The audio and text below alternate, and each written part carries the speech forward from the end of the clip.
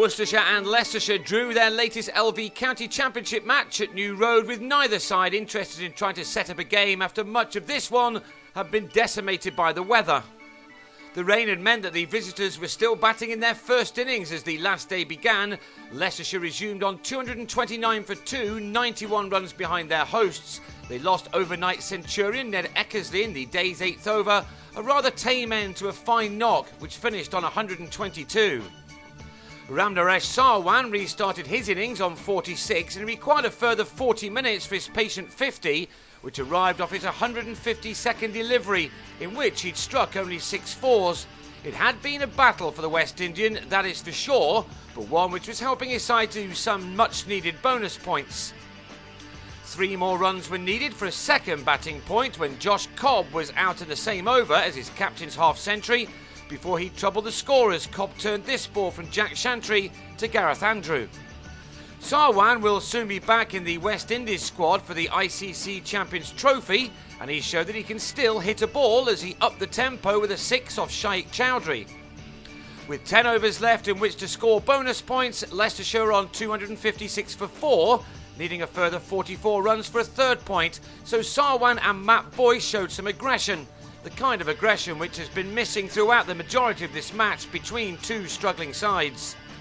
Sarwan had certainly changed gears, but he then put it into reverse and skied a high catch to Neil Pinner off the bowling of Moeen Ali to go for 79 with a total on 287 for 5 in the 107th over. After 109 and with only 1 more over left in which to score bonus points, Leicestershire needed 7 more for the 300, and Boyce, who's batting well at the moment, swept his side to where they wanted to be with a couple of boundaries off Chowdhury. After 110 overs then, Leicestershire's total read 303 for 5. And that, I'm afraid, is what this game had come to. Neither side had a chance of winning, even when Boyce on 29 was bowled around his legs, although it took him a moment or two to realise that he was out. Leicestershire lunched on 309 for 6 with the game now just drifting. An immediate declaration at the start of the day, followed by an agreed run chase for Leicestershire later on, had been an option overnight, but instead it had simply been a battle about bonus points, and they were no longer in the equation. So Shiv Thakur and Rob Taylor could now bat under no pressure whatsoever. Taylor at least tried to provide some entertainment, but in doing so, he was legged before to Chowdhury on the sweep after making 12. Pinner now had a go with the ball, allowing Thakur to close in on yet another 50 with a 6.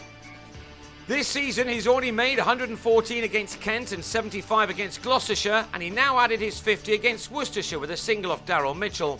The talented youngster will take runs wherever he can get them, but he will have tougher days than this, that's for sure. Leicestershire lost 1 more wicket before the declaration finally came at tea, Jigger Nate giving Chowdhury his 4th wicket with a nick to Mitchell. The visitors declared on 379 for 8 with Thakur left on 52 to give them an advantage of 59, not that that really counted for anything. Worcestershire were left with about an hour to bat before this encounter could be resigned to the history books. In that time, Pinner gave Nake his 6th wicket of the match with an LBW. Then Ali and Mitchell saw out the remainder in taking their side just ahead with a score of 61 for 1. It had been a match ruined by the weather, and one in which the rate of scoring was only just above 2.5 runs per over throughout. It was not a match that anyone will remember at the end of the summer.